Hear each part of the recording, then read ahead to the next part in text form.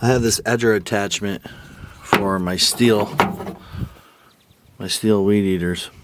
If you're wondering how to replace the blade because you can't get this thing loose, one, you might be turning it the wrong way, and two, I don't think you're locking it. See this? There's a little hole right there. Right there. There's a hole right there. So there's usually a pin that comes with it. I don't know where mine is. I lost it. So I got a really tiny screwdriver head. See? 16 millimeter socket. So you want to go, because of the way it spins, it locks the other way. Instead of righty tighty, lefty loosey, it's right loosey, lefty tighty. So see, it looks like I'm tightening it, doesn't it? I'm going to the right, clockwise.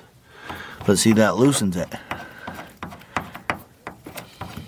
So you put whatever, something in there to lock that, and then you might have to hold on to this bar, and then take the socket and really torque it, because usually they're on tight. But you're going to go to the right to loosen it up.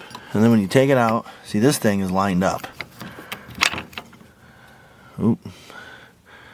See that? It lines up a certain way. It's like a key in a way, a lock.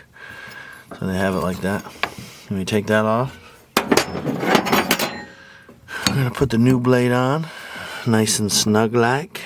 Put this back. Line it up right there. Boom. And then remind me, guys, which way do we go? We go lefty tighty. Turn it to the left, counterclockwise to tighten it. See, look, watch. Left, left, left, and look how tight it is now. Yeah, that's tight. Take this out. Should be good. You want to make sure that is tight. Okay, I'm going to tighten it up one more time just to make sure, but you really want to make sure that is tight. Because if that blade flings off, it's you or somebody else or a piece of property are in a whole bunch of trouble. So make sure that is tight. That is tight.